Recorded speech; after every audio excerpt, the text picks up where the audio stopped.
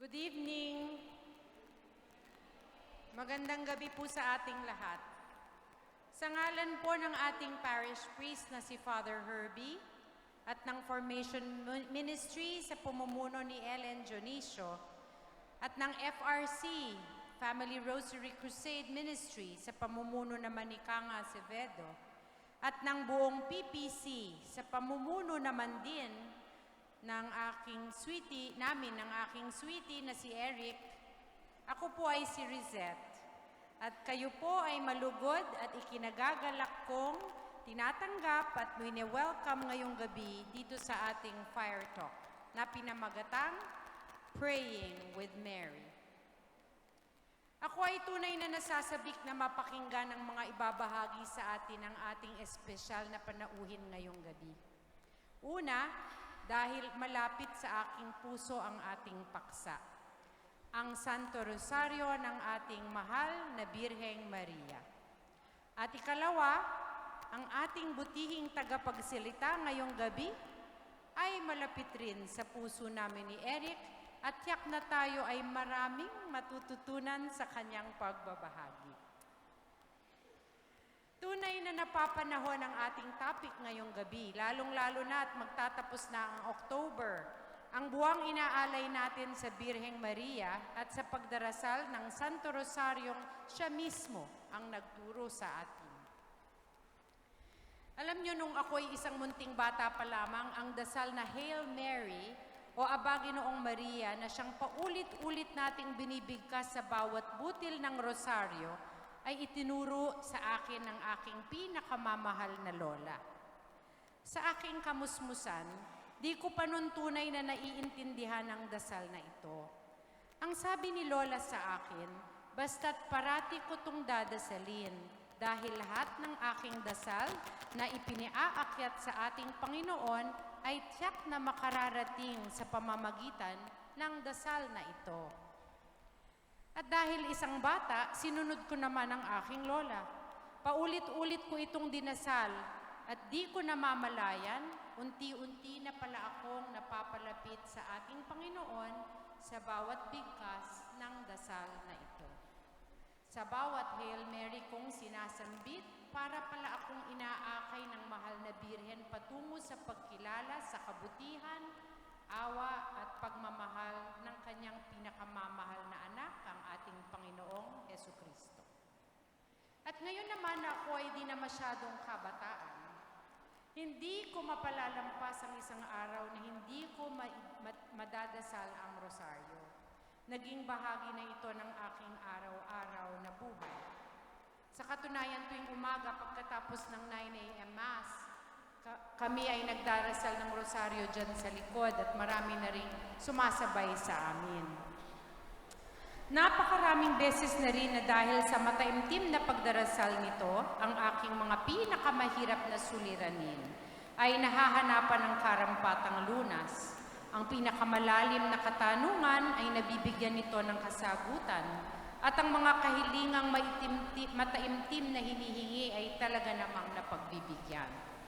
Ngunit bakit at paano nga ba ito nagagawa ng pagdarasal ng rosaryo at pagtawag sa mahal na Birheng Maria?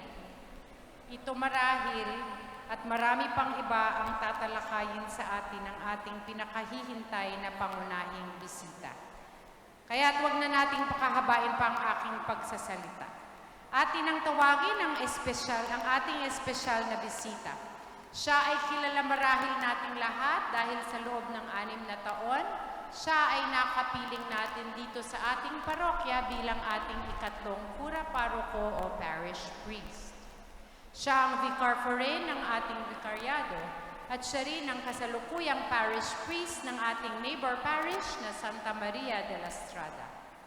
Hindi niya na kailangan ng mahaba pang introduction dahil siya ay tunay na mahal at malapit sa ating mga puso. Ang ating pinakamamahal na Father Dennis Sorian.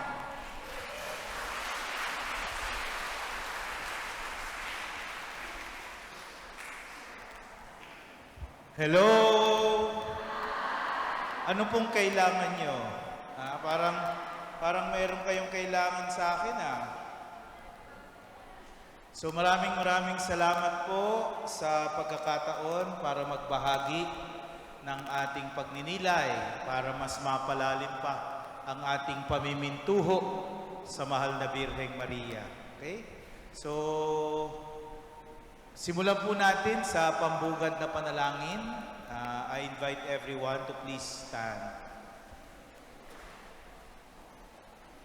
Sa ngalan ng Ama, ng Anak, ng Espiritu Santo. Amen. Aba, Ginoong Maria, napupuno ka ng grasya, ang Panginoon Diyos ay sumasa iyo. Bukod kang pinagpala sa babaeng lahat, pinagpala naman ang iyong anak na si Jesus. Santa Maria, Ina ng Diyos, panalangin mo kaming makasalanan, ngayon at kung kami mamamatay. Amen. Sa ngalan ng Ama, ng Anak, ng Espiritu Santo. Amen. Magandang gabi po ulit sa inyong lahat. Let me begin with a personal confession.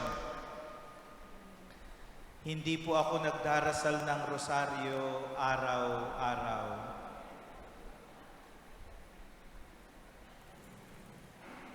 Actually, it's a struggle for me to pray the rosary every day.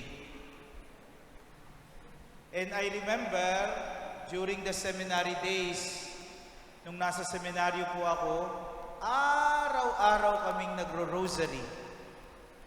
Araw-araw. And there was a time that ay tinatanong ko yung sarili ko, bakit paulit-ulit? No? Nakikita yung mga kaklase ko, natutulog sila.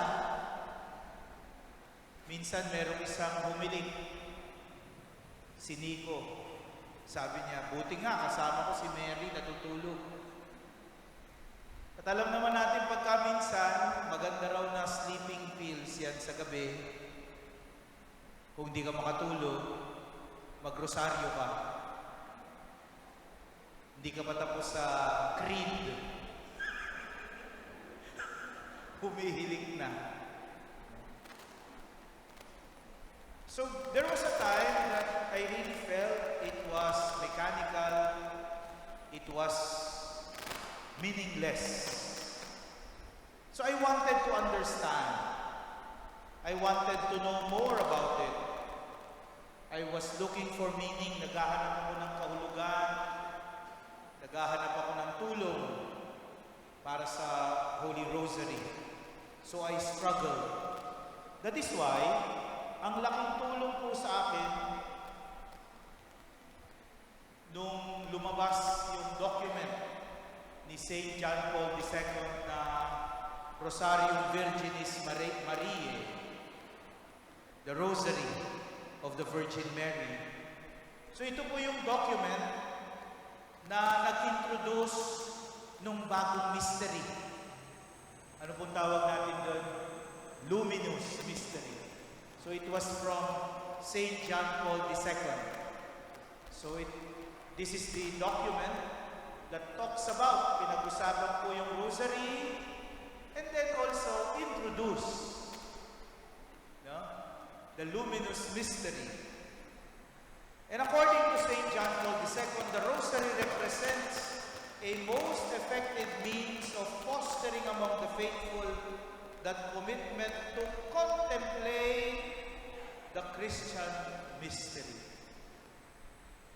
To contemplate, pagnilay-nilayan, pagmuni-munihan, pagbulay-bulayan, ang misteryo ng ating pananampalataya.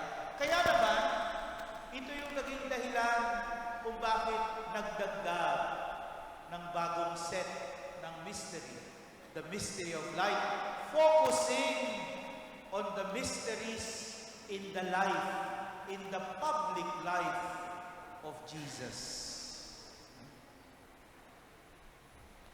Hello. Ay, wala. Ay, mas okay. Mas okay to? Okay. Focusing on the public life of Jesus. So, the rosary is supposed to be a tool to help us contemplate the mystery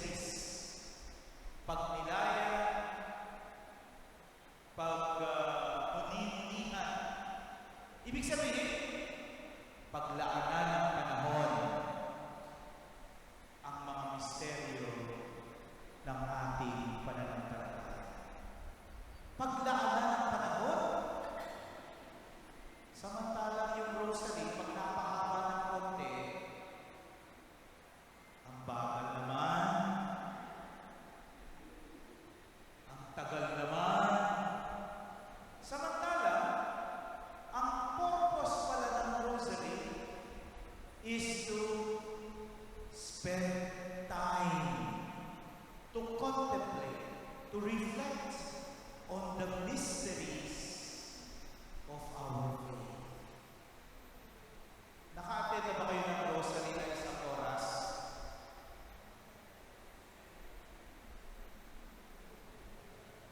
$2,000. Saka yung 4 mysteries. No one has ever devoted himself, so galing din po ni St. John Paul II, no one has ever devoted himself to the contemplation of the face of Christ. Ito maganda yung sinabi ni Pope John Paul II. Contemplating on the face of Christ as faithfully as Mary. Tumatawag tayo kay sa mahal na Birhen. Siya ang tinatawagan natin sa rosaryo sa pagbibigay ng panahon para sa misteryo dahil walang iba na talagang naglaan o saksi sa misteryo ni Jesus higit kaysa kay Maria. The eyes of her heart from the very beginning already turned to him at the Annunciation when she conceived him by the power of the Holy Spirit. Sa simula, ang mata, hindi lang pisikal, kundi ang puso, naglaan na ng panahon para sa misteryo ng pagkakatawang tao ng Panginoon. In the months that followed, she began to sense His presence and to put picture His features. When at last she gave birth to Him in Bethlehem, her eyes were able to gaze tenderly on the face of her Son as she wrapped Him in swaddling clothes and laid Him in a manger. To contemplate, pagnilayan, pagmuni-munihan ang misteryo ng ating pananampalataya. At hindi po yan nagagawa kung hindi paglalaanan ng panahon. To spend time with the mystery, contemplating the mystery, contemplating the face of Jesus. Ang pagmasdan ang mukha ni Jesus. Sabi sa atin, sa Annunciation pa lang, sa sinapupunan pa lang, may panahon para sa misteryo ng ating Panginoon. Lalo na nang siya ay inuwa at ipanganak. Makita at mahawakan ang mukha ni Jesus. So ngayong gabi, we emphasize the importance of the Rosary. Wala pong kaduda-duda yan. Hindi natin yan pagdidibatihan, hindi natin yan kukwestiyonin. Na sa kasaysayan ng simbahan, napakarami po ang nakatagpo ng kahulugan at biyaya, gabay at liwanag, kahit na ang mga santo sa banal na rosaryo. Pero, mukhang ang halimbawa ni Maria ay hindi humihinto sa rosaryo. Merong paanyaya. No? There is an invitation to live out the lessons that we learn from Mary, the lessons that we learn from the Rosary. At ngayong gabi po, allow me to share with you 4 lessons. 4 lessons that we can keep in our hearts as we pray with Mary and we learn from the Holy Rosary. 4 po na lesson. Ready na kayo? Kasi 4 ang lesson, may quiz tayo mamaya. No? Number one, we learn from Mary's gaze on the face of Jesus. Ito po yung isang magandang realization from the document. Alam niyo po, nung seminarista ako, may debate. Pwede bang mag-rosary habang nag-adoration sa Holy Hour? Pwede bang mag-rosary kapag ka na-expose ang Blessed Sacrament? Sabi ng isa, naku hindi. Kasi Marian prayer yan eh. Dapat Eucharistic ang focus. Pero nung lumabas po itong document na ito, sabi ni St. John Paul II, the rosary is Christocentric. Na ang rosaryo daw ay nakatuon ang atensyon kay Jesus sa mata ni Maria. Yun. So the rosary is Christocentric. Nakasentro kay Jesus, minamasdan si Jesus sa mata ni Maria through the gaze of Mary. Kaya, pwede pala magrosaryo kahit naka-expose ang Blessed Sacrament. So it's because of the reflection of St. John Paul II. But we have to understand the rosary na nakasentro kay Jesus. Contemplating on the mystery of Jesus through the eyes of Mary. Na kahit ang misteryo ay ang kanyang pagiging reyna ng langit at lupa, no? Tandaan natin, ang kanyang pagiging reyna ay dahil sa kabutihang loob ng kanyang anak na si Jesus. May bagong libro, we call on Mary as Queen because she is the Queen Mother. The Queen Mother. Sa Bible, kasi ngayon, pag sinabing Queen, asawa ng King. Nung daw panahon ng Old Testament, ang Queen, hindi yung asawa ng King. Ang Queen, yung nanay ng King. Yun ang Queen. Hindi yung asawa ng King, kundi yung nanay ng Queen. At, kaya pala reyna si Maria. Kasi siya ang nanay ni Kristong Hari. The Queen Mother. No? The Queen Mother. And I think that's very important. That's very important. The focus on Jesus. That every time we pray the rosary, it's not only about Mary, but it is about Mary leading us to Jesus. Yan ang misyon ni Jesus. Dalhin tayo sa kanyang anak. At naniniwala ako, basta't nadala niya tayo sa kanyang anak, hindi mamasamain ni Maria kahit makalimutan na natin siya. Tayo lang ang nag-iisip, nako, baka magtampo. Tayo lang yun.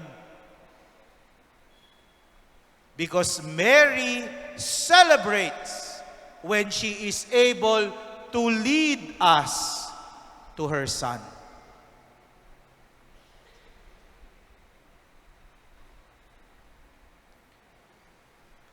That is why, in the story of the wedding at Cana, alam nating lahat ang storya,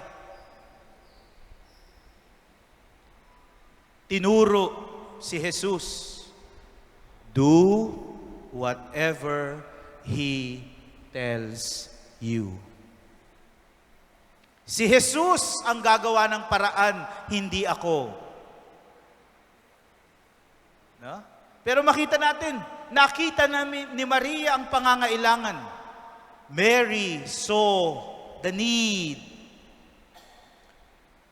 But Mary knew that the solution, the answer to the need will not come from her, it will come from her son. Always pointing to Jesus. Do whatever He tells you. Hindi sinabi ni Maria, oh, sa susunod na may pagkailangan kayo, kailangan yung dumaan sa akin, ha? Huwag kayong dumiretso. Hindi.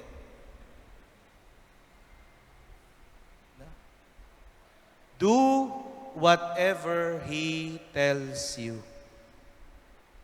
Marian devotion must always lead us to Jesus. Importante ito na kahit na anong mangyari sa atin, kahit na anong pinagdadaanan natin, always have your gaze in the Lord. Focus on Jesus. Itong karanasan natin, when we are in pain, we see nothing else but the pain. Kaya nawawala ng pag-asa. Wala na tayong ibang nakita kundi yung sakit, kundi yung pagsubok. But the invitation of Mary is, yes, acknowledge the pain. Yes, acknowledge the struggle. But your gaze, focus on Jesus. Kahit na anong pinagdadaanan natin, kahit gaano kabigat ang krus na dinadala, oo, tanggapin ang krus, harapin ang krus, gagawa ng paraan ang krus. Pero our gaze, ang pagmasid natin, ang tingin natin, kay Jesus. Dahil alam natin, ang lakas ay manggagaling sa Panginoon.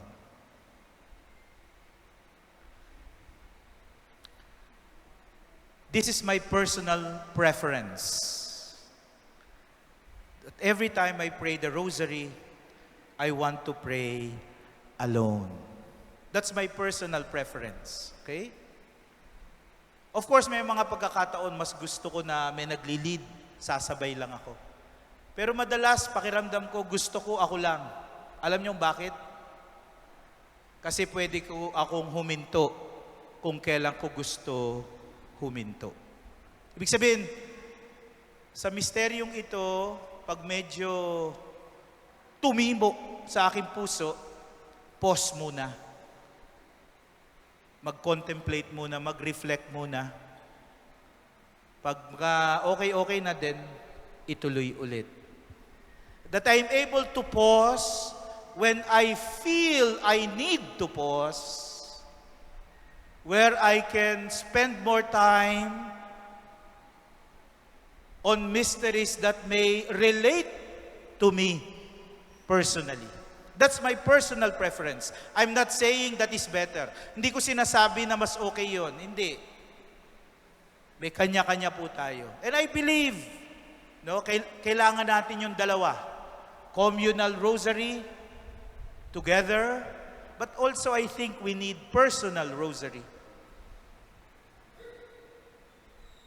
Kaya lang minsan pag personal, anong misteryo na nga ako? Anong araw nga ngayon? Anong ang susunod?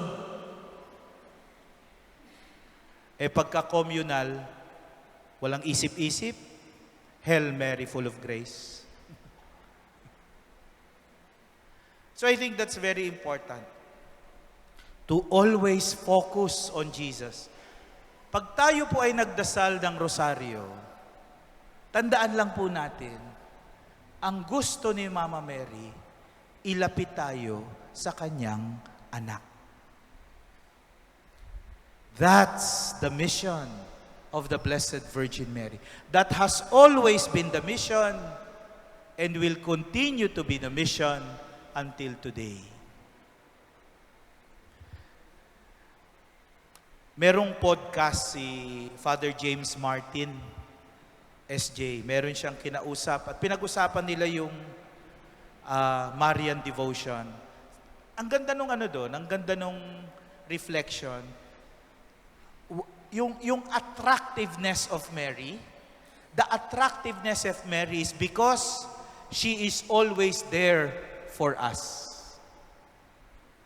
hindi nang iiwan si Maria. Nung kailangang ilayo si Jesus mula Bethlehem hanggang Egypt, Mary was there. Lalo na sa Calvary, standing at the foot of the cross. Just imagine the pain and the tragedy of Calvary. Nanay, saksi sa unti-unting paghihirap at kamatayan ng pinakamamahal na anak. Baka yung iba, hindi ko kaya yan. I'll stay at home. But Mary was there, standing at the foot of the cross, at the feet of Jesus. Babalikan natin ito mamaya. Babalikan natin. And that's very important.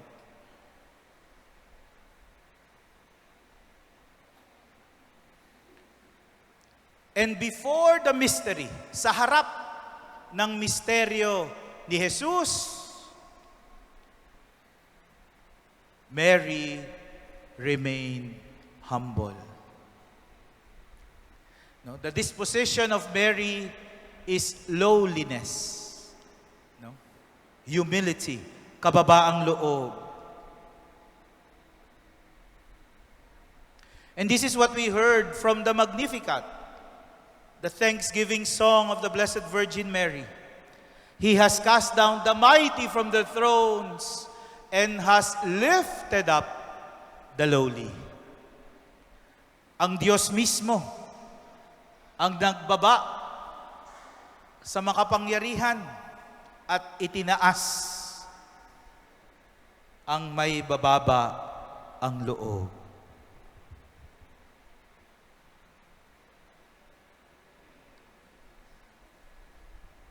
Ang tunay na nagro-rosaryo, hindi pwedeng mayabang. Ang tunay na deboto ni Maria, hindi pwedeng mapagmataas. Because the only appropriate disposition when we gaze the mystery of Jesus is humility. Kapag tunay na natanto natin ang misteryo ng awa ng Diyos sa atin, kapag tunay nating naintindihan ang misteryo ng kaligtasan ng Diyos sa atin, malalaman natin na wala tayong maipagmamalaki sa harap ng Diyos. Dahil lahat ay galing sa Kanya. The only appropriate disposition before the mystery of our faith is humility. The lowliness of heart. At yung kahalagahan ng kababaang loob na nakita natin kay Maria, ay hindi lang naman yan sa New Testament. Kasi kahit yung Old Testament, malinaw na ang biyaya ng Diyos ay nandoon sa mababa ang loob. We all know that the Psalm is a book of songs, no, in the Old Testament, ancient songs. At sa Psalm 113, alam niyo, sa mga nagdadasal po ng Liturgy of the Hours, Lauds, Vespers, Office of Readings, no? Napakahalaga po ng, at the center of all these prayers are the Psalms. Tapos hindi yan, yung pag-a-assign ng Psalm sa bawat celebration, hindi yan random. May dahilan kung bakit yung Psalm na yan ang ginagamit pagka Feast of Martyrs, tulad ngayon, Feast of Apostles. So may mga dahilan yan. Kaya nung minsan, nung huling, ano ba yung huling anong dumalaw sa amin ang Peña Francia last week. Nagdasal po ako ng votive prayers to the Blessed Virgin Mary. No? Habang nagdarasal ako, kasama sa distraction, bakit kaya ito ang pinili para kay Mama Mary? Ayan. Hindi na tuloy ako nakapagdasal. Nagkaroon ng tanong eh. Gusto ko nang mag-research kagad. Gusto ko nang itanong kay AI. Bakit kaya ito? Kasi hindi yan random eh. May dahilan. At sa evening prayer, ito po ang nakalagay, Psalm 113. Sabi ko, bakit kaya itong Psalm 113? So tiningnan ko muna, tingnan ko kung sa sa first reading makikita ko na. Sabi ko, hindi ko naman makita. Bakit kaya Marian itong psalm na to? Kailangan pang maghanap ng commentary. Kasi makikita natin yung connection sa Magnificat. High above all nations is the Lord, above the heavens is glory, who is like the Lord our God, enthroned on high, looking down on heaven and earth. So yung first part, talaga naman, itinaas ang Diyos. Tinataas ang Diyos, papuri sa Kanya. Above the heavens, in His glory, above all nations. Itinaas, He is enthroned on high. Importante yun. Kasi yung susunod sasabihin, mula sa itaas, siya ay bumaba. He looked down on heaven and earth, and He raises the needy from the dust. He lifts the poor from the ash heap. Yung ash heap daw po ay basurahan yan. Basurahan yan ng mga abo na ginamit nila sa pagluluto. Kaya naipon, may ash heap. Dahil yung mga tinatapon. Naipon. Okay? Because He has lifted up the lowly. Sa kababaang loob, ang Diyos ang magtataas sa atin. Because before the mystery of Jesus, there is no other appropriate disposition but humility. Kaya pag nagdadasal tayo ng rosaryo at sinasabi natin ang misteryo, as we contemplate the mystery, as we open ourselves to the mystery, the rosary can only lead us to a humble heart. Nagsimba kayong lahat nung Sunday? Siyempre, nagbigay ba kayo sa kolekta? Dapat lang. Kawawa naman si Father Herbie. Nakita ko may may QR code pa. Baka naman 20 pesos si QR code nyo pa. May kaltas pa ba yan na 5 pesos? Anong gospel nung Sunday? Father naman, ang dami na naming iniisip eh. Dinadagdagan mo pa? Anong gospel nung Sunday?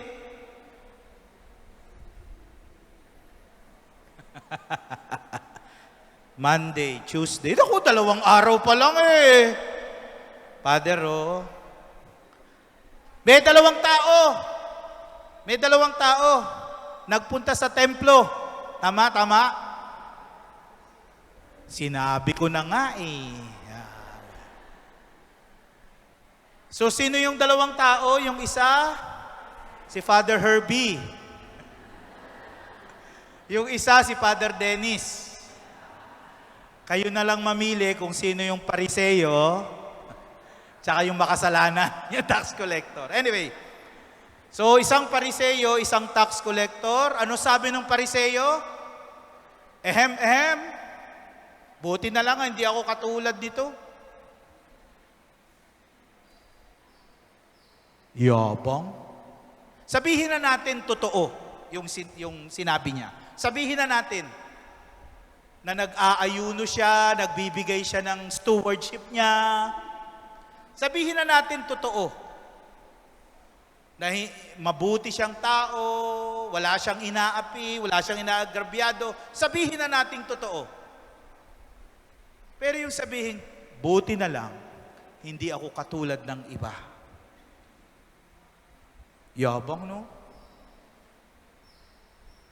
Samantalang yung isa, sabi sa atin, makasalanan, tumayo, ni hindi makalapit, No, he stood at a distance, sabi, not even raising his eyes to heaven, ni hindi makatingin. At anong sabi? Have mercy on me, a sinner. At anong sabi ni Jesus? It is the tax collector who went away favored by God. Because before the mystery of God, there is no other appropriate disposition but humility. And so when we pray the rosary, when we contemplate, reflect on the mysteries, the only appropriate disposition in praying the rosary and contemplating the mystery is humility. Number 3, Mary's heart for the Word of God. Sa Annunciation po, alam naman natin kung ano ang sinagot ni Mama Mary. Behold, I am the handmaid of the Lord. Let it be done to me according to your word. Of course, the word there refers to the word of the angel, Gabriel. Kung ano yung sinabi mo, dahil ako ay alipin ng Panginoon, no? So yung mahaba na yan, behold, I am the handmaid of the Lord, be it done to me according to your word. In other words, yes. Ang haba ng yes ni Mama Mary, no? Yes. Siguro Pilipino si Mama Mary. Marami munang bulaklak bago tumbukin. But that's the yes. Mary's fiat. Servant of the word. Of course, the word here refers to the word of the Archangel Gabriel. As you have said, from your word, no, let it be done unto me. But we must not forget the church fathers. Very easy for the fathers of the church to refer to the word as not only the word of the angel, but the word who became flesh. Yun. The Word became flesh. Sino yon? Si Jesus. So, being a servant of the Word is a servant of the Lord. The Word of the angel, the Word of God, Jesus is the Word. Kaya nga, sabi ni St. John Paul II, the rosary is a contemplation of the gospel, the Word of God. Joyful, luminous, sorrowful, glorious. At yan yung dahilan kung bakit nagdagdag ng luminous para sakupin yung public ministry ni Jesus. Ang rosaryo daw ay mabuting balita. Ang rosaryo ay ebanghelyo. Yan ang salita ng Diyos. Kaya ang nagro-rosaryo, bukas sa salita ng Diyos. Bukas kay Jesus ang salita ng Diyos. So, we who pray the rosary must learn to love the Word of God. We cannot contemplate the mysteries of Jesus without opening ourselves to the Gospels and to the Word of God. As Mary leads us to Jesus, no? Kasama po dyan, Mary leads us to His Word. Kaya ang tanong, ano ang papel ng salita ng Diyos sa buhay mo? Kung ang exposure natin sa salita ng Diyos ay tuwing nagsisimba lang tayo, hindi po sapat yan. Kung naririnig lang natin ang salita ng Diyos pag nagsisimba, hindi po sapat yan. Dapat may panahon din pag uwi sa bahay.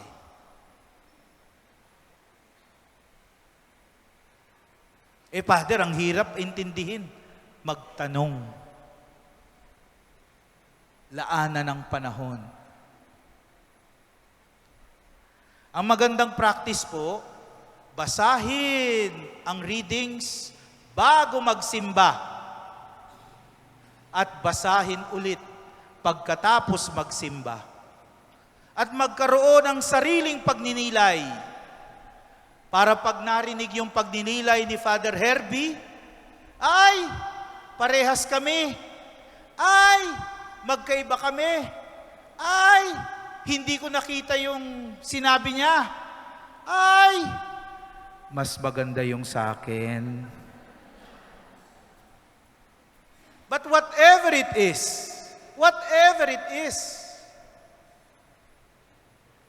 maganda po. Bago magsimba, pagsisimba, at pagkatapos magsimba, magandang practice po yan. Kaya pag nabasa ninyo yung salita ng Diyos bago magsimba, kahit malalaman nyo na, ay, mali yung binasa ng lektor. Ay, mali yung pronunciation. A reading from the book of Deuteronomy.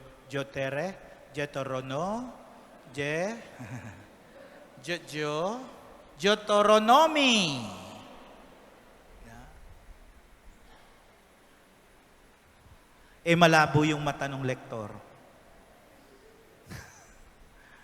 Ang tugon sa salmo ang pag-ibig ng Diyos ay dumadaloy na parang ilog. Sabi ng lektor, ang inyo pong itutugon ay malabo mata. Ang pag-ibig ng Diyos ay dumadaloy na parang itlog.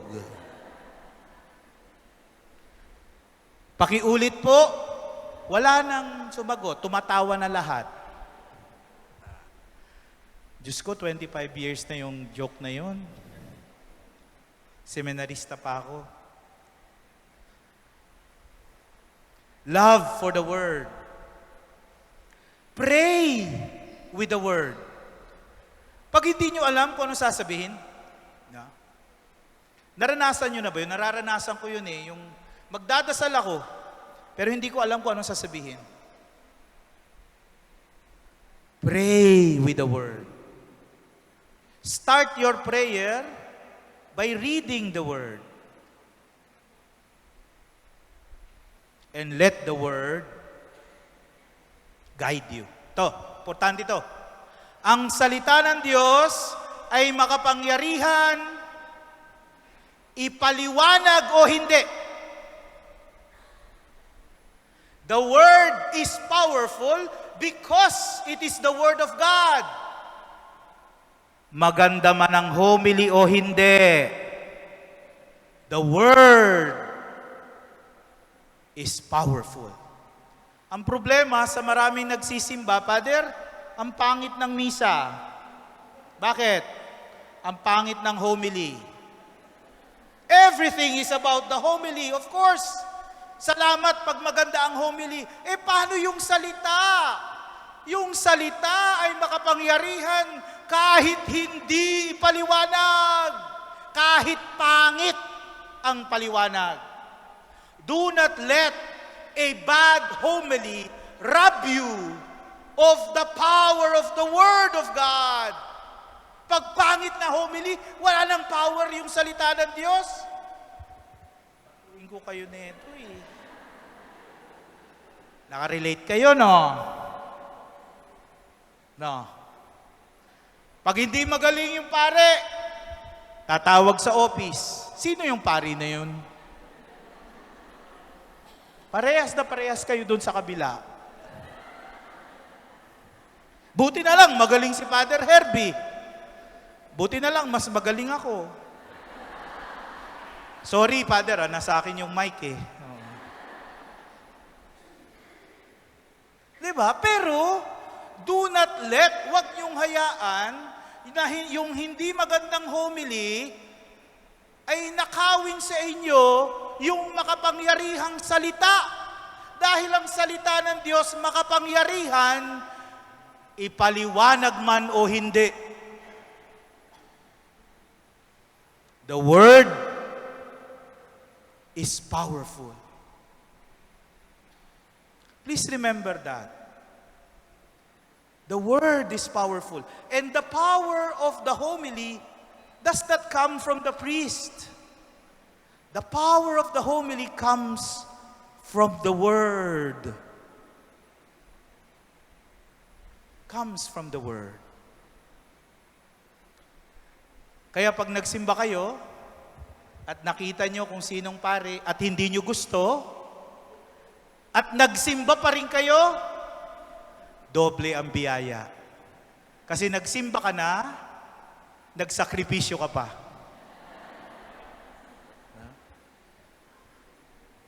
Hindi ako nagbibiro.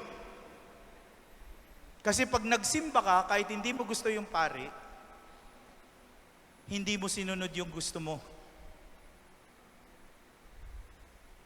Hindi mo sinunod yung gusto mo. Naniwala ka sa kayang gawin ng kapangyarihan ng Diyos kahit hindi mo gusto yung pare.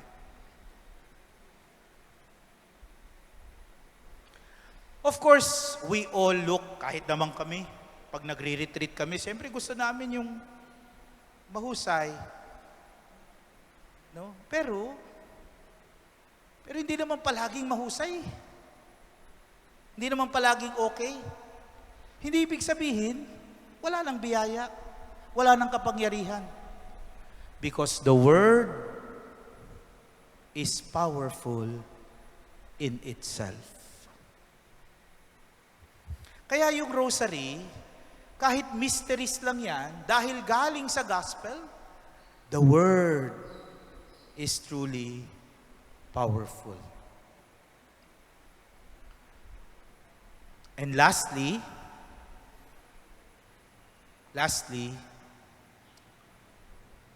it is not only lowliness that is an appropriate disposition before the mystery. Mary also shows us that silence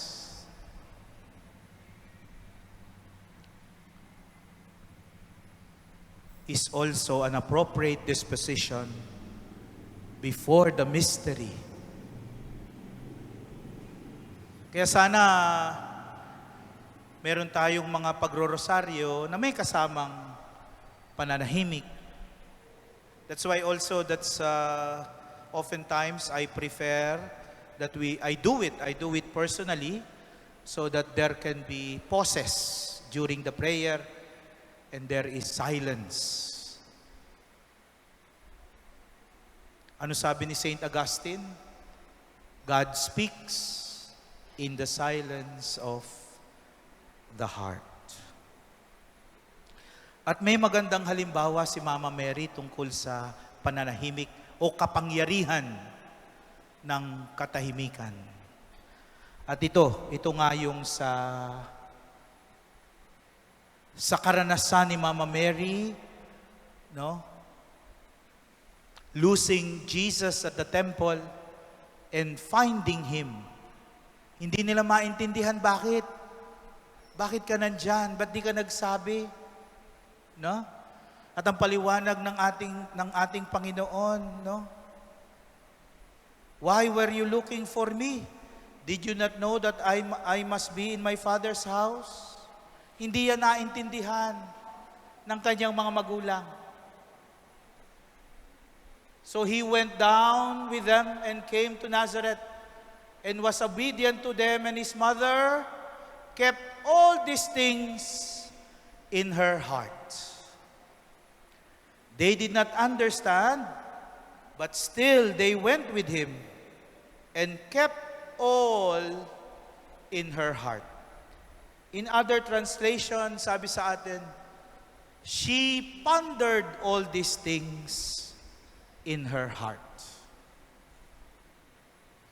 Si Father Ron Rolheiser, may magandang pagpapaliwanag kung ano yung ponder. Usually, pag naririnig natin yung salitang ponder, ang nasa isip natin, yung pag-isipan mabuti, pagnilayan, pagmuni-munihan, to think seriously about something in all its depths and implications. Na? To ponder is to spend time for that particular idea. No? Paglaanan ng panahon para pag-isipan lahat ng anggulo, lahat ng bagay. Pero sabi ni Ron Rolheiser, that is the Greek understanding of ponder. So hindi raw yan yung ibig sabihin ng ponder sa Scripture, sa New Testament. We must understand what it means in the Hebrew mentality, not in the Greek mentality. To ponder is not only to think about something. Sabi ni Rolheiser, to ponder is to hold something not only in your mind but in your heart. To carry that in your heart and to let the grace of God transform that something in your heart. To ponder, according to the Hebrew sense of the word, is to hold and carry and transform something. Tensions, especially, to allow it to be transformed so that when it comes out of you, it is transformed and not transmitted. Okay. So, not transmitted, but transformed. Ang binigay pong example ni Ron Rolheiser ay Meralco. Meralco. Kuryente. Kuryente. Pag sinabing transmit, kung ano yung tinanggap, yun din ang lalabas. Transmission. Transmit. Kung ano yung tinanggap, yun din ang ilalabas. Pag sinaktan mo ko, sasaktan kita. Pag minura mo ko, mumurahin kita. Pag inagrabyado mo ko, aagrabyaduhin kita. Transmit. But by pondering, by the grace of God, we do not transmit, but we transform.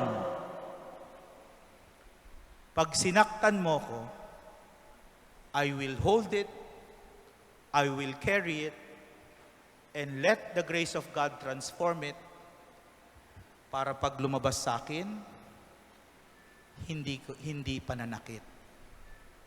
Because it has been transformed. Kaya pala may transformer. Pag minura mo ko, I will hold it, I will carry it, I will ponder, and let the grace of God transform it para pag lumabas sa akin, ngingitian na lang kita. Ito daw ang ponder. Pag inagrabyado mo ko, I will hold it, I will carry it, I will feel bad about it, but I will let the grace of God transform it so that when it comes out of me, it becomes understanding, forgiveness, if necessary. And this is not easy.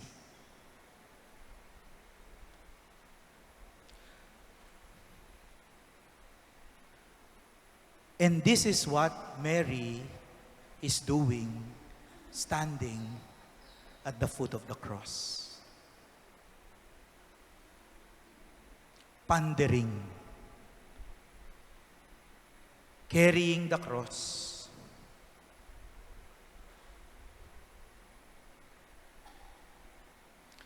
holding the cross, carrying the cross, and allowing the grace of God to transform the cross. So that para hindi lumabas na galit, hindi lumabas na masama, kundi lumabas ng pananalig at pananampalataya sa Diyos. Paghihintay, dahil pagkatapos ng 3 araw, nasaksihan niya ang tagumpay ni Jesus. At kahit wala sa Ebanghelyo, naniniwala tayo, unang nagpakita si Jesus na muling nabuhay kay Maria. Kaya meron tayong salubong. Hindi natin ma-imagine na itong napakahalagang kaganapan kay Jesus ay hindi sa nanay unang magpapakita. At kaya kahit wala sa Ebanghelyo, anong sabi ng Roma? Okay yan. Pinayagan tayo sa salubong. There is nothing wrong with that belief that the risen Christ appeared first to his mother. So what is Mary doing at the foot of the cross? On the surface, it appears that she is not doing anything at all. She does not speak, does not try to stop the crucifixion, and does not even protest. It's unfair. Walang dalang placard si Mama Mary. At siguro wala ring nakapin na white ribbon. It's unfairness or plead Jesus' innocence. She is mute, seemingly passive, overtly not doing anything. But at a deeper level, she is doing all that can be done. When one is standing under the weight of the cross, she is holding and carrying the tension, standing in strength, nakatayo ng may lakas ng loob, refusing to give back in kind. Hindi ko ibabalik ang kasamaan na ginagawa nila. Resisting in a deep way. Kaya sabi ni Ron Rolheiser, sabi niya, ayaw niya daw ng Mama Mary sa paanan ng krus na nag-hysterical, yung iyak ng iyak, yung ayaw niya. Kasi sabi niya, the power of faith has made Mary strong. That in her silence, in what may seem to be doing nothing, she has allowed God to transform all the evil that she witnessed so that he may not be able to allow the evil to be shared. And that is not being passive. That is not being weak. There, at the foot of the cross, Mary was in her strongest. Napakalakas ng loob. At alam niyo, habang tumatagal, usually si Mary, ini-imagine natin, prim and proper. Na? Pero ako, habang tumatagal, palagay ko, ang tunay na description kay Mary, malakas ang loob, matapang. Oo, hindi susugod sa mga Romano, hindi susugod sa mga Hudyo, pero tatayo sa katahimikan, punong-puno ng pananalig, carrying the tension, holding the cross, holding all this evil, and allowing God to transform, and resisting to give back the evil that she has witnessed. There is true faith. There is true power. There is true pondering. There is the true power of silence. When we allow God to transform,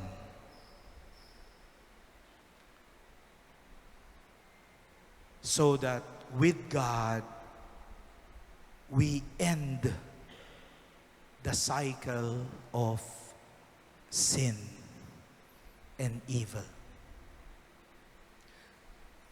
Kasi pag walang transformation, sinaktan mo ako, sasaktan kita. Sasaktan mo ako ulit, sasaktan kita ulit. Sasaktan mo ako, sasaktan kita ulit. Walang katapusan.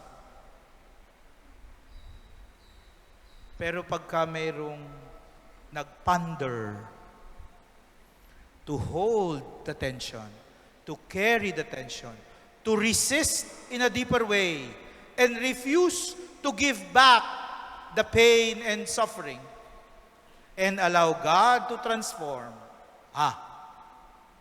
we become instruments of change and conversion. Mahirap po ito sa akin kasi madali akong mainis. Tumaas ang boses, lalo na sa mga mahirap kausap sa meeting. Mahirap po ito sa akin. Pero natutunan ko rin po kay Ron Rolheiser na ang isang biyaya daw na dapat nating hilingin is the grace of mellowness. Mellowness. To become mellow. Ano bang mellow? Magandang Tagalog ng mellow. Maging malumanay, mahinahon. No? Natutunan ko ng to ask for the grace of mellowness. Pag may kailangan akong sabihin at gustong sabihin, lalo na kung magko-correct, 10 deep breaths muna. Lord, tell me what to say, what to do. Make me mellow. Sana may epekto. Palagay ko naman, kasi marami na akong pinapalampas dito sa kabila na kung dati, papatulang ko to Pero ngayon, hindi na.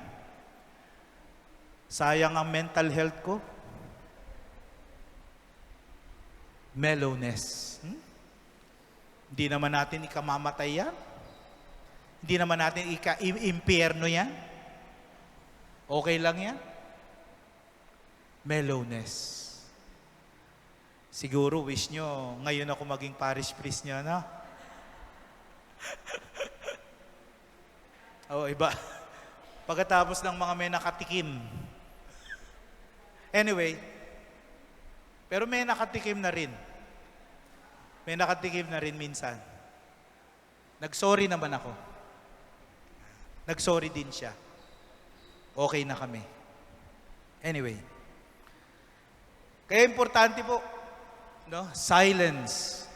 Because in silence, we accept that this is nothing that we can do on our own.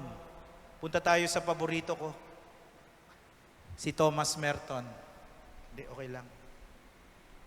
Sabi niya, in a world of noise and confusion and conflict, it is necessary that there be places of silence, inner discipline, and peace. For in such places, love blooms. Alam niyo, maganda rin, Father Herbie, maganda rin sinasabi sa mga parishioners kung sino mo ang paborito mong author. Kasi pag nalaman nila, o-order sila sa Amazon. Meron ng Amazon Philippines, Father. Yeah. Meron na po, sister. Amazon Philippines. Te-text ko sa inyo yung wala pa ako, libro.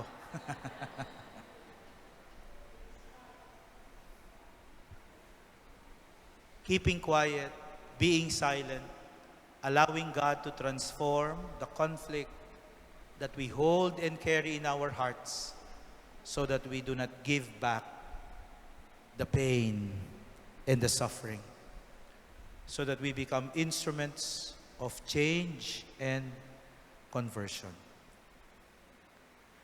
We pray with Mary and we learn from the rosary. So praying the rosary does not stop with the rosary. The lessons of the rosary we bring into Christian life. Ang aral ng rosaryo, ang aral mula kay Maria, ay hindi lamang para sa pagdarasal, kundi para sa buhay Kristiyano. Focus on Jesus. Whatever happens, kahit na anong mangyari, kahit na anong pinagdadaanan, ang sentro kay Jesus. Pwede ko ba ito sabihin? Kahit na sinong parish priest, magsuserve pa rin. Dahil ang panaglilingkuran, ang Panginoon.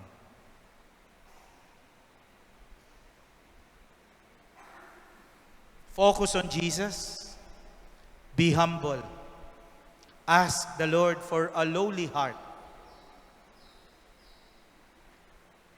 Because when we are truly in the face of mystery, the only appropriate disposition is to be humble. Be open to the Word. Nung bagong pari ako, Father Herbie, ang fear ko, baka maubusan ako ng sasabihin sa homily. Yun ang fear ko. Di kaya ako maubusan ng sasabihin? Kasi nung batang pari ako, meron mga nagsasabi na parishioner, Father, yung parish priest namin, matanda na, paulit-ulit na yung sinasabi. Sabi ko, papunta ba ako dun? That's my fear. Hindi naman pala. Kahit paulit-ulit yung pagbasa, pag tayo ay nanatiling bukas at nagdarasal, laging may bago. Laging may bago. Yan ang sabi ni Pope Francis. The church is always young because Jesus always renews the church. Lagi tayong pinapanibago ng Panginoon. Pero siyempre, masarap pag bagong parish priest ka, pag bagong lipat. Kasi first time nilang maririnig yung mga homily mo na dati mo nang sinabi. Kailan tatandaan mo, ay sinabi ko na to, hindi na pwede. No? Kaya masarap pag first year mo sa bagong parokya, yung mga hinomili ko sa katedral, hinomili ko ulit. No? But it is important to be open to the Word, like Mary. And be quiet. Silence is not something that the world will give. Because silence the world does not value silence. Pag tahimik, boring. Lagyan natin ng background music. Pag holy hour, tahimik. Father, anong gagawin namin?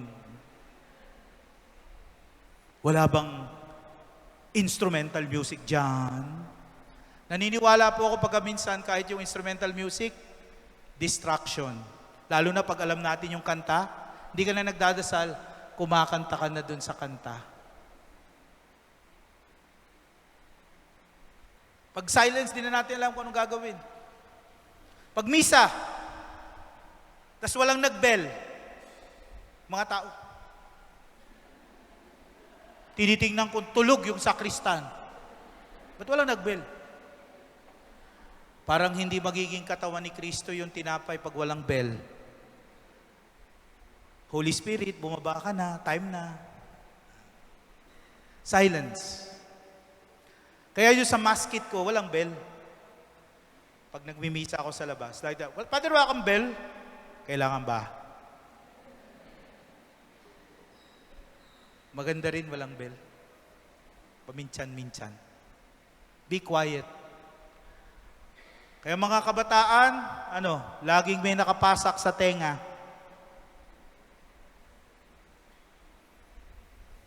Kasi pag silence, boring.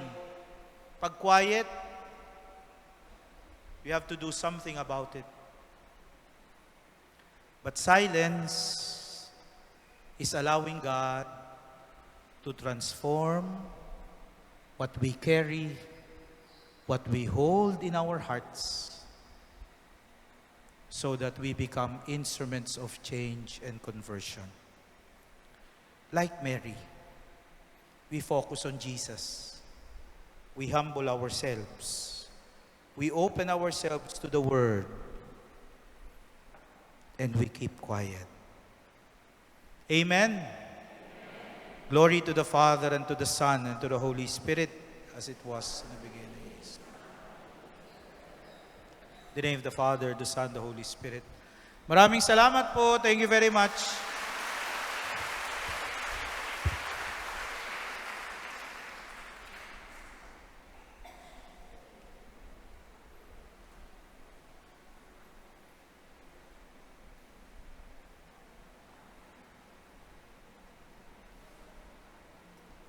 Thank you, Father. Beautiful, as always, and very meaningful and touching.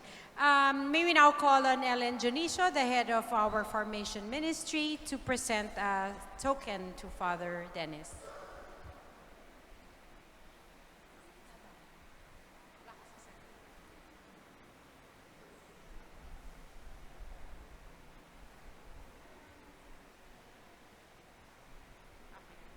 Thank you.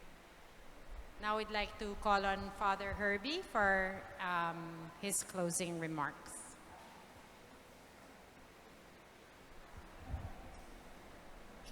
So, tayo ay nagpapasalamat dahil ngayon sa buwan ng Rosaryo sa ating napakagandang talk sa gabing ito, natutunan natin kung ano ang kahalagahan ng pagdarasal ng Rosaryo. No? Ito ay hindi isang practice na kumbaga walang kahulugan na kailangan paulit-ulit ng gawin. Marami tayong natutunan. Ang Rosaryo ay tumutulong sa ating tumingin kay Jesus. Ang siyang ating solusyon, ang ating lakas. Ang Rosaryo ay naguhubog sa ating magkaroon ng kababaang loob na siyang itinataas ng ating Panginoon. At sa Rosaryo, ating niyayakap ang salita ng Diyos na siyang naging tao. At ang Rosaryo ang tumutulong sa ating manahimik sa harap ng Panginoon upang Kanyang mabago. Kaya nagpapasalamat tayo sa ating speaker, ang ating minamahal na former parish priest at vicar po rin ngayon ng St. Joseph. Maraming salamat, Father Dennis. Oo. Sana, pagkatapos nito, lahat tayo magdadasal ng rosaryo, ha? Hindi lang isa buhay natin, yung natutunan natin ngayong gabi. Nandito si Father Terence, no, ng Family Rosary Crusade. No? So, Family Rosary Crusade, the family that prays together, stays together, at maganda na ang pamilyang nagdadasal ay nagdadasal ng rosaryo. No? Minsan, kasama pamilya, minsan mag-isa. No? Mix-mix natin. Okay? So maraming salamat sa inyong lahat, sa formation, sa FRC, sa PPC, sa lahat ng mga nag-arrange ng napakagandang talk na ito. So sana dali natin ang mga natutunan natin sa ating mga pamilya, sa ating buhay. Magsitayo po tayong lahat.